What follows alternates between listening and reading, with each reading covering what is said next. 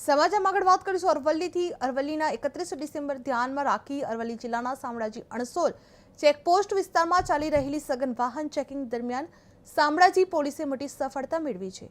અમદાવાદમાં લૂંટના ઈરાદે જઈ રહેલા ઉત્તર પ્રદેશના ગાઝિયાબાદના એક શખ્સને દેશી બનાવટની 3 પિસ્તોલ અને 18 જીવતા કારતૂસ સાથે ઝડપી પાડવામાં આવ્યા છે। જે આરોપી પાસેથી હથિયાર, કારતૂસ અને બાઇક મળી કુલ રૂપિયા 1.40 લાખથી વધુનો મુદ્દામાલ કબજે કરવામાં આવી રહ્યો છે। જે આરોપી સામે અગાઉ અમદાવાદમાં લૂંટ અને ચેઇન સ્નેચિંગના ગંભીર ગુનાઓનો ઇતિહાસ હોવાનું પોલીસ દ્વારા તપાસમાં ખુલ્યું હતું। જે શામળાજી પોલીસે હથિયાર સાથે આરોપીને પકડી પાડવામાં આવ્યો છે। જે લૂંટના ઈરાદે અમદાવાદ જતો શખ્સને ઝડપી પાડવામાં આવ્યો છે। જેની પાસેથી 3 દેશી પિસ્તોલ, 18 કારતૂસ જપ્ત કરવામાં આવી રહ્યા છે। ઉત્તર પ્રદેશના આરોપીની ધરપકડ કરવામાં આવી છે।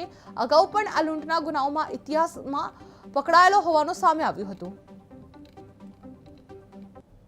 શામળાજી ચેક અમારી ટીમ શામળાજી પોલીસ સ્ટેશનની ટીમ રેગ્યુલર 31 ડિસેમ્બરના કામગીરીમાં ચેકિંગમાં હતી। એ દરમિયાન એક શંકાસ્પદ બાઇક પોલીસને ધ્યાને આવેલું।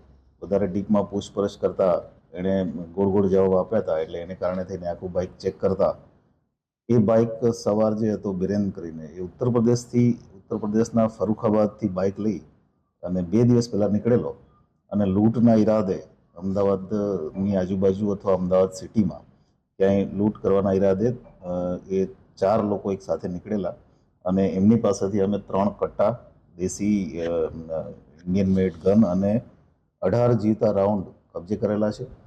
આરોપીનું ઇન્ટ્રોગેશન અત્યારે ચાલુ છે। અમે કોર્ટ પાસેથી 7 દિવસના રિમાન્ડ પણ લીધા છે અને અન્ય આરોપીઓ એમાં પકડવાની કાર્યવાહી માટે એસઓજી દ્વારા તપાસ ચાલી રહી છે અને અલગ અલગ ટીમો અન્ય આરોપીઓ પકડવા માટે અલગ અલગ જગ્યાએ અત્યારે કાર્યવાહી કરી રહી છે।